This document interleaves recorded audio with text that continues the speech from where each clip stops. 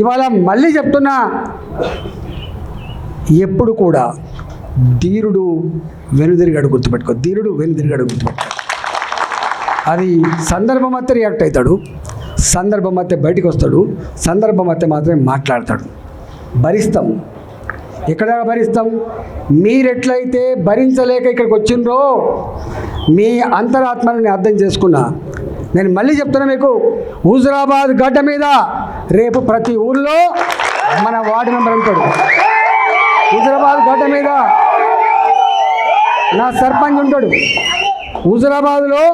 ఎందుకంటే ఒక్కరోజుతో బంధం కాదు, అది 25 ఏళ్ళ బంధం. అది నన్ను నమ్ముకొని ఉన్నారు మీరు.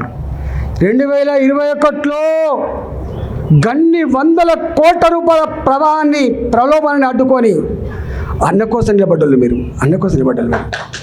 మిమ్మల్ని నేను చాలాసార్లు చెప్తా, కాళ్ళు కడిగి నెత్తిలో పోసుకున్న హుజురాబాద్ ప్రజలు రుణం తీర్చుకోవాలని చెప్పి స్టేట్మెంట్ ఇచ్చాను నేను. ఆ ప్రజల మీద సంపూర్ణమైన నమ్మకం ఉన్నోడు నేను. ఆ ప్రజల మీద సంపూర్ణమైన విశ్వాసం ఉన్నవాడిని కాబట్టి మీరు నిజంగానే ఇవాళ ప్రజలు బాధపడుతుంటారు కాబట్టి నాకు ఇక్కడ పని ఉన్నమాట వాస్తవం. కానీ తప్పకుండా ఇక్కడ నాకేం ఎలక్షన్ లేవు, లోకల్ బాడీ ఎలక్షన్స్. నాకున్న లోకల్ బాడీ ఎలక్షన్సే హుజురాబాద్ ఎన్నికలు గుర్తుపెట్టాను. ప్రతి గ్రామంలో వార్డు మెంబర్.